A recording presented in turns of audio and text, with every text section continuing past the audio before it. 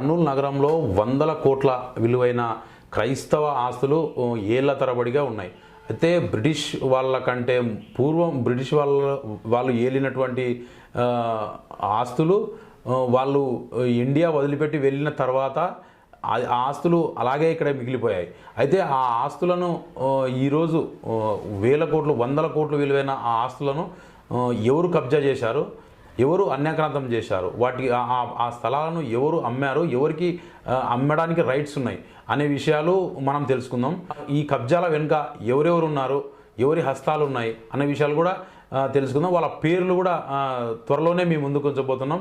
ప్రస్తుతం మనతో ఐక్యవేదిక క్రైస్తవ ఐక్యవేదిక నాయకులు జాషువా అన్న ఉన్నారు. అన్న గారితో మాట్లాడదాం. అన్న, మీరు చెప్పండి, ప్రధానంగా కర్నూలు నగరంలో ఎన్ని వందల కోట్ల విలువైన ఆస్తులు ఉన్నాయి క్రైస్తవులవి? తక్కువ వేసుకున్నా కూడా ఈరోజు ఒక 500-600 కోట్ల రూపాయల ప్రాపర్టీస్ కర్నూలు నగరంలోనే మాకు ఉన్నాయి. కానీ ఈరోజు అయితే మాకు దాంట్లో ఒక 5% కూడా మా దగ్గరలో లేదు. 95% ప్రాపర్టీస్ మేము కోల్పోవటం జరిగింది. అది లీగల్గా అయితే కాదు, ఇల్లీగల్గా. సో మేము దాంట్లో కొంత ఒక 50% అన్న మా ప్రాపర్టీస్ మాకు తెచ్చుకోవటానికి మేము ఖచ్చితంగా న్యాయబద్ధంగానే మేము ఇప్పటివరకు చేసిన పోరాటం. రాబోయే దినాల్లో కూడా న్యాయబద్ధంగా ప్రభుత్వంతో సామరస్యంగా మేము వీటిని మళ్ళీ వెనక్కి తెచ్చుకోవడానికి ప్రయత్నం చేసి సాధించుకుంటామని చెప్పేసి తెలియదు. ఇంకా కొంతకాలం నుంచి కొంత పోరాటాన్ని బట్టి కొంత ఆగి ప్రస్తుతానికి అయితే అట్లా స్టేబుల్గా ఉంది. అయితే ఎక్కువ ఆస్తులు కూడా కబ్జాలకు గురి అయినాయి. సార్, తాజాగా మద్రాస్ కోర్టు తీర్పు ఇచ్చింది ఈ కర్నూలులో ఉన్న క్రైస్తవ ఆస్తుల విషయం పట్ల. ఆ తీర్పు సారాంశం ఏంటి? అది నుంచి మాత్రమే కాదు కానీ బ్యాప్టిస్టు సంబంధించినటువంటి తెలుగు బ్యాప్టిస్టులకు సంబంధించినటువంటి అది మొత్తం ప్రాపర్టీకి సంబంధించినటువంటి జడ్జిమెంట్. అది సిఎస్ నెంబరు 124/94 అని చెప్పేసి కేసు విషయంలో మొన్న లాస్ట్ ఇయర్ డిసెంబర్ 19వ తేదీన ఒక సంచలనాత్మకమైనటువంటి తీర్పును మద్రాస్ హైకోర్టు వెలువరించడం జరిగింది. దాని సారాంశం ఏంటంటే, ఒకటే, అంతకుముందు మెయిన్ ట్రస్టీగా పిఏబిసి అనే ఆర్గనైజేషన్ ఉండినది. అది పిఏబిసి అంటే property association of Telugu Baptist churches. అయితే ఆ యొక్క ట్రస్టీ నుండి వాళ్ళను తొలగించడం జరిగింది. ఎందుకంటే ఆస్తులను అమ్మినది పిఏబిసి డైరెక్టర్సు, పిఏబిసి చైర్మన్గా ఉన్నటువంటి వాళ్ళు మాత్రమే ఈ ప్రాపర్టీస్ని ఇల్లీగల్గా సేల్ చేశారు. సో దాన్ని బట్టి అనేక సంవత్సరాలుగా అది కోర్టులో అనేక కేసులను రకరకాలుగా వాదనలు విన్న తర్వాత మద్రాస్ హైకోర్టు పిఏబిసిని ట్రస్టీ నుండి తొలగించడం జరిగింది. పూర్తిగా రిమూవ్ చేశారు. పిఏబిసి అనే ట్రస్టీని కంప్లీట్గా ఈ ప్రాపర్టీస్ మీద దీని మీద ఉన్నటువంటి ఎలాంటి ట్రస్టీషిప్ను పూర్తిగా తొలగించడం జరిగింది. పిఏబిసిలో కమిటీ ఉంది కదా, ఆ పిఏబిసిలో సభ్యులు ఎవరు? ఇది ఎప్పుడు ఏర్పడింది? పిఏబిసి వచ్చేసి ఇది కూడా American Baptist Foreign Mission Society వారు, అంటే అమెరికన్ బ్యాప్టిస్ట్ మిషన్ వారు, ఏబిఎం వారు అంటారు, ఏబిఎం అని పిలుస్తారు మన ఇక్కడ. అది వారు 67లో ఈ పిఏబిసిని ఏర్పాటు చేయటం జరిగింది. ఎందుకు అంటే ప్రాపర్టీస్ అన్నీ కూడా ఈ మన దేశం వదిలి మిషనరీస్ అందరూ వెళ్ళిపోవాల్సిన సందర్భంలో అవి ఇక్కడ మన ఇండియాకు సంబంధించిన ఆస్తులన్నీ కూడా బదలాయింపు చేయాలా ఇక్కడ అని చెప్పేసి ఒక మంచి ఉద్దేశంతో పిఏబిసిని ప్రైవేట్ లిమిటెడ్ అని ఒక లిమిటెడ్ కంపెనీని ఏర్పాటు చేశారు. అది కూడా ఎందుకు ఏర్పాటు చేయటం జరిగిందంటే, సొసైటీ పరంగా మంది హ్యూజ్ ప్రాపర్టీస్, బ్యాప్టిస్టులకు ఉన్న ప్రాపర్టీస్ నెల్లూరు అయితేనేమి, ఒంగోలు అయితేనేమి, గుంటూరు అయితేనేమి, అదే రీతిగా కర్నూలు, అనేక ప్రాంతాలలో, హైదరాబాదులో, అదే రీతిగా తెలంగాణలో కూడా సూర్యాపేట, నల్గొండ, మదిర, ఖమ్మం, ఈ రీతిగా చెన్నైలో కూడా మన ఊటీ కొడైకెనాల్, చెన్నైలో కూడా మన ప్రాపర్టీస్ వందల కోట్ల విలువ కలిగిన ప్రాపర్టీస్ ఉన్నాయి.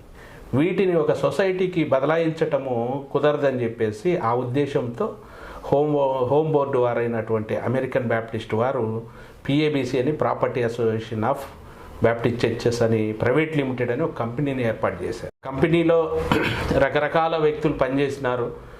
మొదటి తరం వారి పనిచేసినప్పుడు ఎలాంటి అక్రమాలు జరగలేదు. తర్వాత వచ్చినటువంటి నాయకత్వం, ముఖ్యంగా కావలిలో గుండ్లమోటి దేవదానం గారు అని ఉన్నారు, వాళ్ళ కుమారుడు గుండ్లమోటి జిడిడి దివాకర్ అనే వాళ్ళ నాయకత్వం వచ్చినప్పుడు ఈ ప్రాపర్టీస్ అన్నీ కూడా ఎక్కువ అన్యాక్రాంతం చేయబడ్డాయి. అక్రమ రిజిస్ట్రేషన్ల ద్వారా వీటను ఎక్కువ మొత్తంలో అమ్మటం జరిగింది.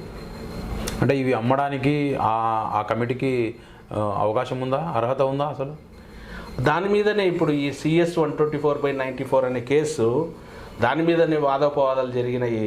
వారు PABC వారేమో ఈ ప్రాపర్టీ మా పేరు మీదకి ట్రాన్స్ఫర్ అయిందని చెప్పేసి వాళ్ళు వాదించడం జరిగింది. అయితే ఇది 1973 సంవత్సరంలో ఈ ప్రాపర్టీస్ను ట్రాన్స్ఫర్ చేయడానికి మెడ్రాస్ హైకోర్టులో మొత్తం ప్రాపర్టీస్ అన్నీ కూడా లిస్ట్ అవుట్ చేశారు. హైకోర్టు డైరెక్షన్లనే ప్రాపర్టీస్ PABCకి ట్రాన్స్ఫర్ చేయడానికి ఒక పిటిషన్ పెట్టినారు. పెట్టిన తర్వాత ABFMS నుండి PABCకి ట్రాన్స్ఫర్ చేయడానికి 2 పిటిషన్లు ఫైల్ అయినాయి, 109-110 అని చెప్పేసి. ఆ 2 పిటిషన్లు ఫైల్ అయినాయి, కానీ ఆ ప్రాసెస్ అమాల్గమేషన్ అనే వర్డ్, అంటే బదలాయింపు అనేది జరగకుండా కొన్ని పరిస్థితుల వల్ల జనరల్ బాడీ మీటింగ్లో జరిగిన కొంత గొడవలను బట్టి ఇది కంప్లీట్ కాకుండానే నోల్ దొర అని చెప్పేసి ఆ దొరగారు ఈ ప్రాసెస్ కంప్లీట్ కాకుండానే వీటిని వదిలేసి చెన్నై నుండి అమెరికా వెళ్ళిపోవటం జరిగింది. దాని తర్వాత వీళ్ళు PABC వారు ప్రాపర్టీస్ను వాళ్ళ ఆధీనంలో పెట్టుకొని అడ్మినిస్ట్రేషన్ చేస్తూ వచ్చినారు. కొంతవరకు బాగానే ఉంది. తర్వాత వచ్చేసి ఈ ఆస్తులను అమ్మటం మొదలుపెట్టినారు PABC వారు. ఈ సమస్య మొదలైంది. ఇప్పుడు ఈ PABC ఆస్తులు తెలంగాణతో పాటు ఆంధ్రప్రదేశ్, తమిళనాడులో కూడా ఉన్నాయంటున్నారు మీరు. అయితే అమ్మడానికి అక్కడక్కడ లోకల్గా కమిటీలు ఏర్పాటు చేశారా? అమ్మేదానికి కమిటీలు అంటూ ఏం లేదు, కానీ ఇది ఒక అడ్మినిస్ట్రేషన్కి ఒక సిస్టమ్ ఉన్నది. సిస్టమ్ అంటే 30 ఫీల్డ్లు ఉన్నాయి, ఫీల్డ్స్గా ఏర్పాటు చేసినారు. ఎగ్జాంపుల్గా మనకు వెస్ట్రన్ రీజన్ అని 5 రీజన్స్ ఉన్నాయి. 5 రీజన్లలో ఎగ్జాంపుల్ వెస్ట్రన్ రీజన్ మంది కర్నూలు వెస్ట్రన్ రీజన్ కింద వస్తుంది. వెస్ట్రన్ రీజన్లో వచ్చేసి Markapuram field, Khammam field, Nandyal field, Kurnool field. ఇక్కడ ఉన్నటువంటి ఈ 4 ఫీల్డ్కి సంబంధించి ఒక వెస్ట్రన్ రీజన్ అని ఈ ఫీల్డ్ కమిటీలు ఉంటాయి, కానీ దీంట్లో PABCకి ప్రత్యేకంగా ఏం కమిటీలు అయితే లేవు. కానీ ఈ ఫీల్డ్స్లో ఉన్నటువంటి ఈ నాయకులు కూడా ఈ ఫీల్డ్స్ ప్రాపర్టీస్ అని వీళ్ళు కూడా కొంత అమ్ముకుంటా వచ్చినారు. అది ముఖ్యంగా కర్నూలు ఫీల్డ్ వారు చాలా ప్రాపర్టీస్ను అమ్మటం జరిగింది. PABCకి వారికి సమాంతరంగా ఇక్కడ లోకల్ ఫీల్డ్ వాళ్ళు అమ్మటం జరిగింది. ప్రధానంగా కర్నూలు నగరంలో ఎక్కడెక్కడ కబ్జాలకు గురయ్యాయి? ECM compound, ECM high school దగ్గర 10 ఎకరాల పైన ఉంది. ఈరోజు స్కూల్ ప్రాపర్టీ వచ్చేసి 3 ఎకరాలు కూడా లేదు. దీని మీద గతంలో హౌస్ కమిటీ వేసినారు రాజశేఖర రెడ్డి గారు సీఎం ఉన్నప్పుడు. హౌస్ కమిటీ కూడా ఇది ఆక్రమణలకు గురైంది అని చెప్పేసి రిపోర్ట్ ఇచ్చింది హౌస్ కమిటీ.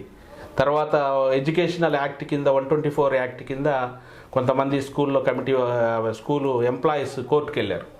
హైకోర్టు కూడా 110 ఎన్క్రోచ్మెంట్స్ డెమాలిషింగ్ ఆర్డర్ ఇచ్చింది.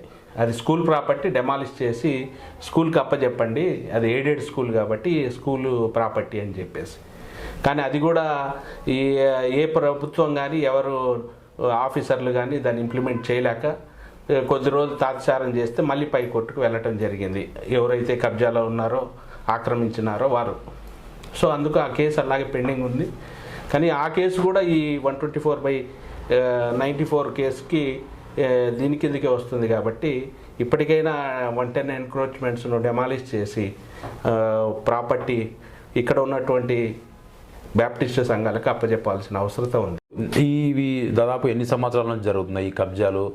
మీరు అంటున్నట్టు ఒక 30 ఏళ్ళ నుంచి జరుగుతున్నాయి అంటున్నారు కదా. అయితే 30 ఏళ్ళ నుంచి ఈ మీ పోరాటాలు ఏం చేయడం లేదా?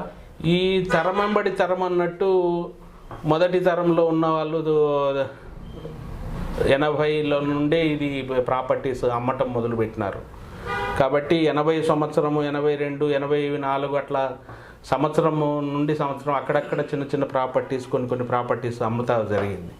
అయితే స్థానికంగా ఉన్నటువంటి కొంతమంది క్రైస్తవ నాయకులు ఎక్కడి వారు అక్కడ, ఇప్పుడు కర్నూలు వాళ్ళు కర్నూలులో, నెల్లూరు వారు నెల్లూరులో, ఒంగోలు వాళ్ళు ఒంగోలులో, అట్లా స్థానికంగా ఉన్నటువంటి క్రైస్తవ నాయకులు కొంతమంది దీని మీద కేసులు ఫైల్ చేస్తూ వచ్చినారు. ఆ కేసులు అన్నీ కలిపే ఇది 94లో అది మెడ్రాస్ హైకోర్టు అన్ని కేసులను ఒక కేసు కిందగా తీసుకొని ఇన్ని సంవత్సరాలు ఆ కేసులు అందరి వాదనలు విన్నారు. మన కర్నూలు ప్రాపర్టీస్కి సంబంధించినటువంటి వాదన కూడా ఈ 124/94లో విన్నది కోర్టు. కొన్నవారు అమ్మినవారు ఏదైతే పిఏబిసి కమిటీ అన్నారు కదా మీరు, లోకల్గా కర్నూలు నగరం అయితేనేమి, నంద్యాల మార్కాపురం అయితేనేమి, ఇక్కడ కూడా కబ్జాలకు గురయ్యాయి, ఇక్కడ ఉన్న కమిటీ వాళ్ళే అమ్మారు కొన్ని ప్రాపర్టీస్ అన్నారు కదా మీరు. వాళ్ళు చర్చిలకు పోయే వాళ్ళే కదా, వాళ్ళు అంటే దేవుడు అంటే భయం ఉన్న వాళ్ళే కదా. అంటే అమ్ముతుంటే దేవుడు ఏం చేయడన ఒక ధైర్యమా, లేదంటే ఏం జరుగుతుందిలే అనే ఖచ్చితంగా మీరు అడిగింది 100% వాళ్ళు క్రైస్తవులే. క్రైస్తవ సంఘాలలో సమాజంలో కూడా వాళ్ళ నాయకులుగా చెల్లమని అయినవారే, అవుతూ ఉన్నవారే. కానీ మొట్టమొదటిగా ఏంటంటే దేవుని భయం ఉంటే ఇలాంటి పనులు చేయరు అనేది మా ఇది. వాళ్ళకి ఏంటంటే దేవుని భయం లేదు. దేవుని భయం కంటే కూడా ఎక్కువ మనుషుల మీద వాళ్ళకు ఎక్కువ ప్రేమ, నాయకులకు ఎక్కువ నాయకుల మీద ప్రేమ. ఎందుకంటే తక్కువ రేట్లోనే క్రిస్టియన్స్ ప్రాపర్టీస్ వస్తున్నాయి. అవి వస్తాయో రాదో లేకుంటే మనకు తర్వాత సంగతి. ఇప్పుడు ₹1,00,000 ప్రాపర్టీ మనకు 5,000కు 10,000కు రిజిస్ట్రేషన్ చేసి ఇస్తున్నారు కదా అని తీసుకునే వాళ్ళే ఎక్కువ. అయితే వాళ్ళు కూడా, మా నాయకులు కూడా ఏంటంటే 5,000కు 10,000కు ఆశపడి చేయటమే జరిగింది. కానీ దీంట్లో వాళ్ళు ఏదో కోట్లు దండుకున్న వాళ్ళు ఉన్నారు. కానీ దీంట్లో ఎవరు కూడా ఏ కుటుంబం ఎక్కువ మేరకు దేవుని శాపాన్ని పొందిన కుటుంబాలు, శాపాన్ని పొందిన నాయకులే ఉన్నారు. కానీ ఇది ఆస్తులు అమ్మటం ద్వారా ఆశీర్వాదింపబడి దేవుని ఆశీర్వాదం వచ్చిందంటే ఏ కుటుంబం మీద ఆశీర్వాదం ఉందనేది అయితే లేదు. క్రైస్తవ ఆస్తులు కొన్నారు కదా, అమ్మినవారు ఉన్నారు, కొన్నవారు కూడా ఉన్నారు. కొన్నవారిలో ఎక్కువ శాతం పొలిటీషియన్సే ఉన్నారా, లేదంటే బిజినెస్ చేసే వాళ్ళు ఉన్నారా? దీంట్లో వర్గాల వాళ్ళు ఉన్నారు, అన్ని రకాల వారు ఉన్నారు. రాజకీయ నాయకులు కొన్ని ప్రాంతాలలో కొన్నారు. ఇప్పుడు మార్కాపురం లాంటి ప్రాంతంలో కొంతమంది వైశ్యులు, రాజకీయాలలో ఉన్న వాళ్ళు కొన్నారు, వ్యాపారంలో ఉన్న వాళ్ళు కొన్నారు. ఎందుకంటే ఇది మొదటిగా కొంతమంది నాయకులు తీసుకున్న రాను వచ్చేసి చిన్న చిన్న వ్యాపారాలు చేసుకునే వాళ్ళు కూడా మన ప్రాపర్టీస్ను కొనటం జరిగింది. ఎందుకు అంటే తక్కువలో వస్తుంది, మనం మెయిన్ సెంటర్స్లో ఉన్నాయి, మనకు వ్యాపారానికి ఉపయోగపడతాయి అనే ఉద్దేశంతో వాళ్ళు తీసుకోవటం జరిగింది. తీసుకోవటం వాళ్ళ తప్పుని మనము చెప్పలేము. కానీ అమ్మేదానికి ఇది దేవుని భయం లేకుండా చేసిన క్రైస్తవ నాయకులదే ఎక్కువగా తప్పు కనపడతా ఉంది. ఇప్పుడు మద్రాస్ కోర్టు తీర్పు ఇచ్చింది కదా, ఈ తీర్పు సారాంశాన్ని బట్టి ఏవైతే కబ్జాలు చేశారో, ఏవైతే కొన్నారో అవన్నీ ఇప్పుడు డిమాలిష్ చేయొచ్చా? ఖచ్చితంగా డిమాలిష్ చేసి ఇది ప్రాపర్టీని మళ్ళీ రికవరీ చేయాలని చెప్పేసి మెడ్రాస్ హైకోర్టు ఇప్పుడు ఇచ్చిన జడ్జిమెంట్లో పెట్టినారు. దానికంటే ముందుగా 1979 సంవత్సరం నుండి జరిగినటువంటి ఇమ్మూవబుల్ ప్రాపర్టీస్ అంటే ఈ స్థిరాస్తుల విషయంలో జరిగిన దీని అంతటి మీద పిఏబిసి చేసిన అక్రమాల మీద ఒక సిట్టింగ్ జడ్జితో కమిషన్ వేస్తామని చెప్పారు. వేసి ఆ కమిషన్ ద్వారా ఎంక్వైరీ చేసి మొత్తం ప్రాపర్టీస్ను రికవర్ చేస్తామని చెప్పేసి చేయాలని చెప్పేసి కోర్టు ఇచ్చిన జడ్జిమెంట్లో ఉంది. కానీ దానికి కొంచెం సమయం పడుతుంది. మళ్ళీ తర్వాత కోర్టు వారు ఏ రీతిగా ప్రభుత్వాలకు డైరెక్షన్ ఇస్తారో, వేసే కమిషన్ ఏ రీతిగా నిర్ణయం చేస్తుందో. కానీ మేమైతే ఆశపడతా ఉన్నాం, పోయిన ఆస్తులు అన్ని ఆస్తులు మాకు రాకపోయినా కూడా భవిష్యత్తు తరాలకు ఉపయోగపడేటువంటి ఆస్తులు అంటే స్కూల్స్ కానీ, కాలేజెస్ కానీ, అదే రీతిగా హాస్పిటల్స్ కూడా కొన్ని కబ్జాలకు గురైనాయి, హాస్పిటల్స్ కూడా. కాబట్టి అలాంటి సమాజానికి ఉపయోగపడేటువంటి స్థలాలు మాకు మళ్ళీ రిటర్న్ వచ్చి, పూర్వం ఏ రీతిగా అయితే స్టడీస్ కోసం ఈ ఇన్స్టిట్యూషన్స్ వాడబడ్డాయో, హెల్త్ పబ్లిక్ ఇవ్వడానికి ఏ రకంగా అయితే హాస్పిటల్స్ ఉపయోగపడినాయో, అదే రీతిగా ట్రైనింగ్ ఇన్స్టిట్యూషన్స్ కూడా ఉన్నాయి. ఒకప్పుడు టీచర్ ట్రైనింగ్లు గవర్నమెంట్లో లేవు, ఇప్పుడంటే బీడీ కాలేజీలు, టీటీసీ కాలేజీలు వచ్చినాయి. కానీ అంతకుముందు ఎక్కువ మంది కూడా క్రిస్టియన్ ఇన్స్టిట్యూషన్స్లోనే టీచర్స్గా ట్రైన్ అప్ అయినారు. ఆ టీచర్స్కు ఎంప్లాయ్మెంట్ కూడా ఈ ఇన్స్టిట్యూషన్స్లో ఇవ్వటం జరిగింది. కాబట్టి అలాంటిది మళ్ళీ తిరిగి పూర్వ వైభవం వస్తుందని మేము ఆశపడతాం. ఇప్పుడు ఇక్కడ తెలుగు ప్రాంతాల్లో ఉన్న ఆస్తులు మొత్తము ఆంధ్రప్రదేశ్, భౌగోళికంగా ఆంధ్రప్రదేశ్ పరిధిలో ఉంటాయి కదా, మరి ఏపీ హైకోర్టులో మీరు పిల్ వేయాల్సింది, మద్రాస్ హైకోర్టుకు దీనికి ఏం సంబంధం? ఇది మా ఆర్గనైజేషన్కు సంబంధించిన అన్ని కూడా ఆస్తులన్నీ కూడా మనకు ఇండిపెండెన్స్ రాకముందు ఉన్నటువంటి ఆర్గనైజేషన్ మాది. ఇండిపెండెంట్ రాకముందు, మన రాష్ట్రం ఏర్పడక ముందు కూడా మన మొత్తము చెన్నై, మెడ్రాస్కు హెడ్ ఆఫీస్గా ఉంది మా యొక్క ఆర్గనైజేషన్ యొక్క హెడ్ ఆఫీసు. అదే రీతిగా ఈ ప్రాపర్టీస్కి అన్నిటికీ సంబంధించి జ్యుడిషియరీ వచ్చేసి మొదటి నుండి కూడా మెడ్రాస్ హైకోర్టే ఉంది, మెడ్రాస్ పరిధిలో ఉన్నది. ప్లస్ ఇంకొకటి ఏంటంటే, ఈ ఏదైతే అప్పుడు ప్రాపర్టీ ట్రాన్స్ఫర్ చేయాలనుకున్నప్పుడు 73లో వచ్చేసి మెడ్రాస్ హైకోర్టునే కంపెనీ యాక్ట్స్ ప్రకారం అప్రోచ్ అవ్వటం జరిగింది. అందుకు మన ఇక్కడ తెలంగాణ ప్రాంతంలో, ఆంధ్ర ప్రాంతంలో, తమిళనాడు ప్రాంతంలో మా ఆస్తులు ఉన్నప్పటికీ మెడ్రాస్ హైకోర్టు జ్యుడిషియరీ కింద ఉంది కాబట్టి మొదటి నుండి మెడ్రాస్ హైకోర్టులో మాకు సంబంధించిన అన్ని విషయాలు ఉన్నాయి. మా హెడ్ ఆఫీస్ అక్కడ ఉంది కాబట్టి ఈ కేసు కూడా అక్కడనే చేయటము, నడవటం జరిగింది. ఇప్పుడు ఏపీ హైకోర్టుకు రాలేదా ఇవి జ్యుడిషియరీ? ఏపీ హైకోర్టు ఒకవేళ మద్రాస్ హైకోర్టు కింద ఉన్నప్పటికీ మద్రాస్ హైకోర్టు ఇక్కడికి డైరెక్షన్స్ ఇస్తుంది కదా, ఇక్కడికి ట్రాన్స్ఫర్ చేస్తుంది కదా, చేయలేదు అట్లా? లేదు, అట్లా లేదు. ఇది ఎందుకంటే 3 రాష్ట్రాలకు సంబంధించిన ఇది కాబట్టి సౌత్ ఇండియాలో మెడ్రాస్ హైకోర్టే మొదటి నుండి కూడా మా ఆస్తుల వ్యవహారాలు చూస్తుంది కాబట్టి మెడ్రాస్ హైకోర్టులోనే ఇది మా వాదనలు వినటం జరిగింది. ఏది ఎక్కడ జరిగినా, ఏ హైకోర్టులో జరిగినా కూడా ఖచ్చితంగా హైకోర్టు అంటే, హైకోర్టు జడ్జిమెంట్ అంటే అన్ని హైకోర్టులలో ఒకటే. అంటే ఏపీ హైకోర్టు ఇంటర్ఫేర్ కానీ కుదరదంటారా వీటి మీద? లేదు, ఎవరన్నా వేయగలిగితే, లేకుంటే వాళ్ళు కూడా చెప్తారు ఇది మేము మెడ్రాస్ జ్యుడిషియరీ కింద ఉంది అన్నప్పుడు హెడ్ ఆఫీస్ మెడ్రాస్లో ఉంది కాబట్టి సో ఈ వాదనలన్నీ కూడా మెడ్రాస్ హైకోర్టును అప్రోచ్ అవ్వమని చెప్తుంది మామూలుగా మన ఏపీ హైకోర్టు కూడా. అది దానికోసం అని చెప్పేసి ఏపీ హైకోర్టులో అంటే ఇక్కడ లోకల్ కొన్ని లీడర్స్ కొన్ని వాదపోవాదనలు కేసులు ఉన్నా కూడా ఈ కేసులన్నీ కూడా మళ్ళీ అక్కడికి ట్రాన్స్ఫర్ అయినాయి, మెడ్రాస్ హైకోర్టుకే ట్రాన్స్ఫర్ అయినాయి. మన దగ్గర జరిగే వాదనలన్నీ కూడా మెడ్రాస్ హైకోర్టుకే ట్రాన్స్ఫర్ అయినాయి. ఈ 194/94 అనే 124/94 అనే సిఎస్ నెంబర్ మీద కేసు నడిచింది. అందుకే 30 సంవత్సరాలు పట్టింది అనమాట. ఓకే, ఇప్పుడు ఈ కర్నూలు విషయానికి వస్తే కర్నూలు కమిటీని ఏమని పిలుస్తారు? కర్నూలులో కమిటీకి పర్టికులర్గా పేరేం లేదు, కానీ కర్నూలు పొల సంఘంలో సమాజం అని చెప్పేసి ఒక ఫీల్డ్ అసోసియేషన్ ఉంది. ఆ ఫీల్డ్ కొంతవరకు అడ్మినిస్ట్రేషన్ చేయాలి. ఈ విలేజెస్లో కూడా మాకు చాలా ప్రాపర్టీస్ ఉన్నాయి. గూడూరు, తేర్నెకల్లు, అదే రీతిగా ఇట్లా నందికొట్కూరు, ఆత్మకూరు, ఈ ప్రాంతాలలో కొన్ని 100 ఎకరాలు ఉన్నాయి, 1000 ఎకరాలు ఉన్నాయి.